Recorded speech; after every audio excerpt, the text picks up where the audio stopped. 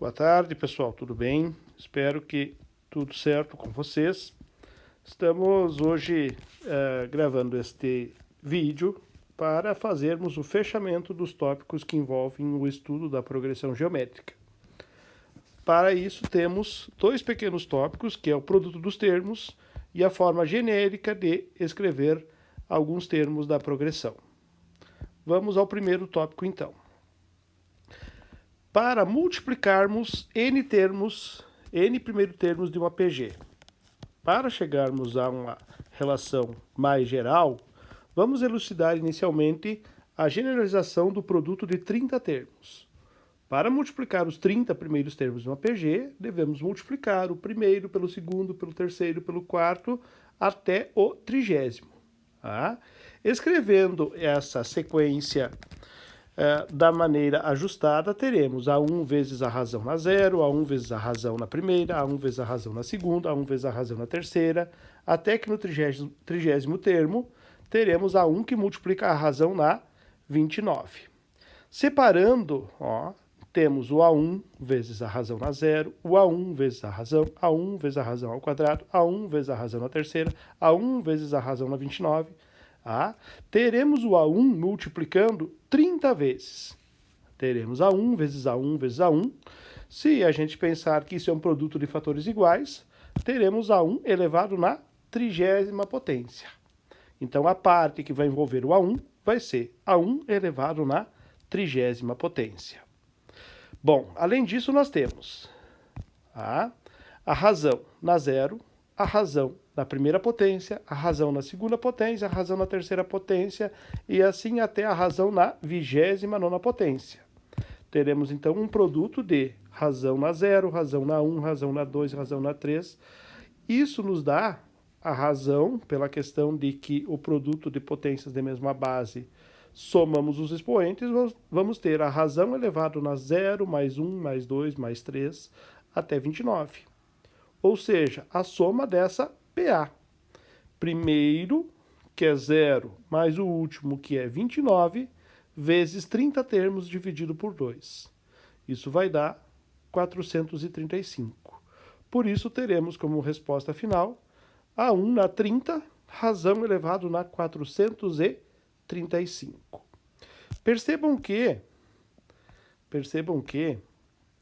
A1 na 30, ou seja, o A1 vai ter como expoente o número de termos que eu devo multiplicar. Enquanto que a razão vai ter como produto 29 mais 30 dividido por 2.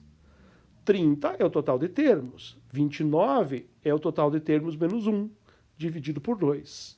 Por isso, podemos generalizar mais ainda dizendo que, para achar o produto de n termos, usamos a relação A1 elevado na n vezes a razão elevado ao produto de n menos 1 por n e todo esse produto dividido por 2. Trata-se de uma relação bastante direta, né? Claro que achar um resultado não na forma de potência é pouco provável. Olha esse exercício resolvido que está no livro de vocês. Calcular o produto dos 10 primeiros termos da PG. 2, 6, 18, 54 e assim sucessivamente. Obviamente, a gente poderia usar duas formas. Uma delas, multiplicar esses números, só que o 10º número, por exemplo, vai ser um número na casa dos milhões. Então, não é interessante ir pela ideia de multiplicar esses 10 números. Bom, usando a fórmula, e analisando o que a gente precisa, temos o A1, temos o primeiro termo que vale 2, temos o número de termos a ser multiplicado que ele pede para multiplicar, para achar o produto dos 10 primeiros termos, e temos a razão dividindo 6 por 2, que dá 3. Então, usando a relação pré-estabelecida, o produto desses 10 termos vai ser o A1, que é 2, elevado na 10, vezes a razão, que é 3, elevado na 10 menos 1, que dá 9, vezes 10, 90. 90 dividido por 2, 45. Então, 2 elevado na 10, que multiplica 3 na 45. Tá? Normalmente, essas questões que envolvem produto de termos vai ficar como resposta um produto de duas potências. Tá? Então, normalmente, a resposta vai ser algo parecido com o que a gente tem nesse produto aí. Tá? Fica para vocês responderem aí os exercícios da página 56, tá? São 4 exercícios, tá? Então, procurem resolver e postar para mim no formulário que eu vou disponibilizar no portal acadêmico de vocês. Bom, para encerrar, temos mais um pequeno tópico. Trata-se do seguinte: a representação genérica de uma progressão geométrica. Se nós temos 3 termos, poderíamos dizer que x vezes a razão, x vezes a razão ao quadrado. Muitas vezes a gente pode usar essa relação. Mas, numa situação mais específica em que a gente conhece o produto dos 3 termos, a gente pode usar, e é mais plausível usar, x dividido pela razão, x e x vezes a razão. O termo do meio é x, o primeiro termo x dividido pela razão, e o termo posterior, x vezes a razão. Então, essa segunda forma de representar 3 termos, é quando a gente conhece o produto deles. Tá? Certo? Então, a segunda forma que a gente tem é quando a gente pega uma sequência com 4 termos. De maneira geral, a gente teria x vezes a razão, x vezes a razão ao quadrado, x vezes a razão ao cubo. Entretanto, quando a gente conhece o produto desses termos, é aconselhável a gente usar x dividido por razão ao cubo, x dividido pela razão, x vezes a razão e x vezes a razão ao cubo. Essa também é uma PG, de 4 termos, só que tem que ter um cuidado aí, da mesma forma como acontecia na PA, a razão aqui está elevada ao quadrado. Então, muito cuidado que aqui, quando a gente acha a sequência, nós temos a razão ao quadrado. Ok? Então, vamos a um exemplo. Vamos a um exemplo. Nós temos esse exemplo aí que pede o seguinte: determinar, ou seja, é para encontrar uma PG de 3 termos, sabendo que o produto dos termos é 8 e que a soma do segundo com o terceiro é 18. Então, o produto dos 3 termos é 8 e a soma do segundo com o terceiro termo é 18. Muito bem. O que nós temos? Então, se eu chamar os termos de x dividido pela razão, x e x vezes a razão, o produto vai ser x vezes q